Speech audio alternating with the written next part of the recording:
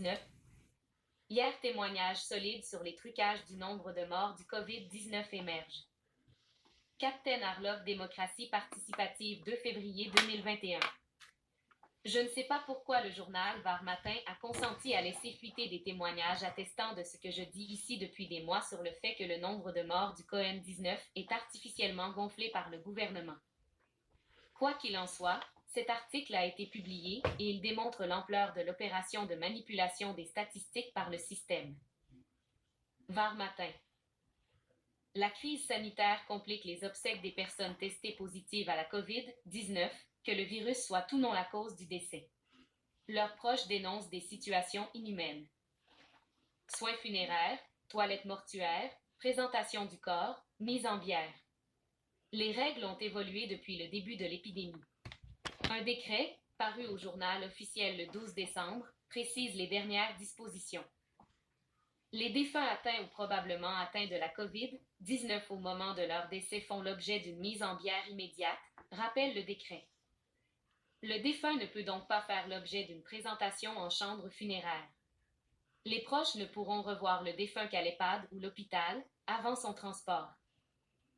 Les soins de conservation sont interdits sur le corps des défunts probablement atteints de la COVID-19 au moment de leur décès, détaille le décret.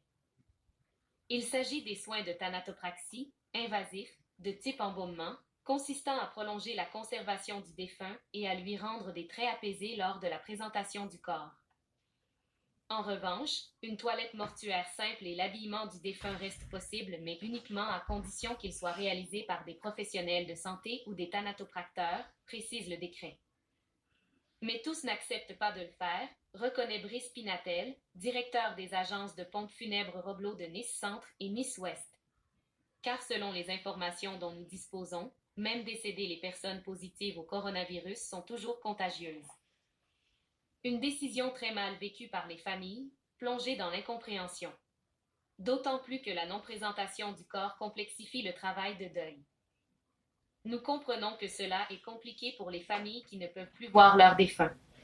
Les obsèques se tiennent avec peu de monde, peu de fleurs, compatit Brice Pinatel, qui constate depuis mi-décembre une hausse de 20 à 30% de son activité, mais aspire à retrouver quelque chose de plus qualitatif, notamment dans la relation avec les familles et l'accompagnement des proches que l'urgence et la crise sanitaire ont bouleversés.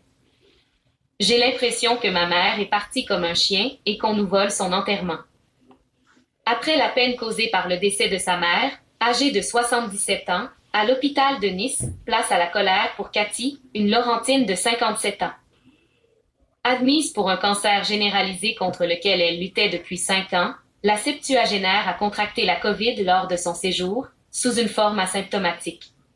Elle a pourtant été déclarée décédée du coronavirus.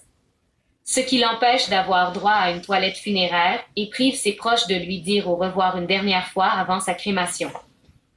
À Noël, elle n'arrivait plus à se déplacer. Elle a été hospitalisée à Pasteur. À son arrivée, un test PCR a été pratiqué. Il était négatif. On l'a réhydratée.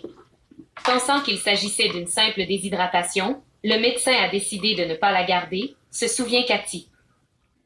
Malheureusement, son état reste préoccupant. Le 27 décembre, elle est admise à l'hôpital de Cigny. Après lui avoir fait faire des analyses, les médecins nous ont annoncé qu'elle avait des métastases au cerveau. Qu'elle n'en avait plus que pour quelques jours, se souvient sa fille. Une semaine plus tard, elle semblait avoir repris du poil de la bête.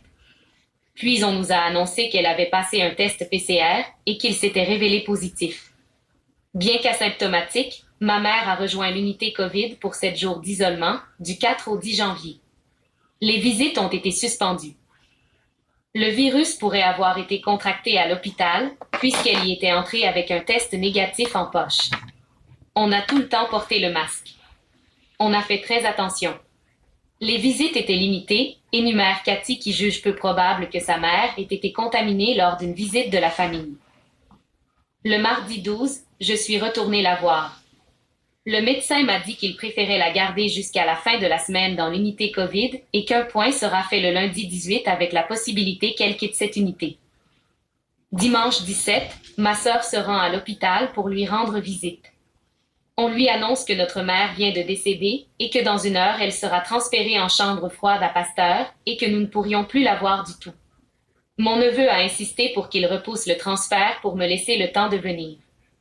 Ce qui a été accepté. C'était un dimanche. Il n'y avait personne. On ne nous a rien dit de plus. On était perdus. Le lendemain, le lundi, Cathy contacte les pompes funèbres. Son interlocuteur lui demande quelle est la cause du décès. J'ai répondu, j'espère qu'elle n'a pas été déclarée morte de la COVID. Il rentre dans la base de données et me confirme que c'est bien le cas. Ce qui signifie qu'elle sera enterrée comme elle était, en chemise d'hôpital, sans toilette, et que le cercueil sera fermé sans que nous puissions lui dire au revoir une dernière fois. Ce n'est pas un enterrement digne. Comment être sûr que c'est bien ma mère qui sera dans le cercueil? Le fait qu'elle soit déclarée morte de la COVID nous vole son enterrement. Or, je suis certaine qu'elle n'est pas morte de la COVID. Mais même pour les gens qui meurent de la COVID, je trouve ça lamentable. C'est exactement à propos de ça que je hurle ici depuis le début. L'État peut désormais vous décréter positif au COVID-19 avec des tests qui ont prouvé leur inefficacité, vous faire hospitaliser de force, vous euthanasier au Rivotril et empêcher légalement vos proches de vous voir ou de voir votre corps. Il n'y aura jamais d'autopsie ni de révision du certificat de décès. Ce dispositif ne sera pas suspendu. Il qui n'a qu'une fonction, liquider des gens gênants au milieu d'une foule de vieillards ou de gens gravement malades qu'on jette en vrac dans la colonne des morts du COVID. Pour le moment, il ne sert qu'à gonfler les statistiques pour entretenir la terreur. Accueillie dans un EHPAD de Seillan, dans le Var, depuis plusieurs années, Claudette, 81 ans, souffrant de la maladie de Parkinson, est décédée dans la nuit du 23 au 24 janvier.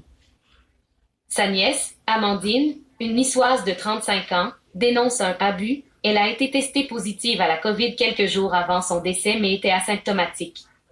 Elle est décédée dans son sommeil, des suites de la maladie de Parkinson, mais son décès a été prononcé pour cause COVID. Ce qui est faux. On a l'impression qu'on nous a caché beaucoup de choses. Conséquence, cela complique les obsèques. Pas de toilette, pas de reposoir. Rien. Juste un scellement du cercueil à la va-vite, déplore la jeune femme.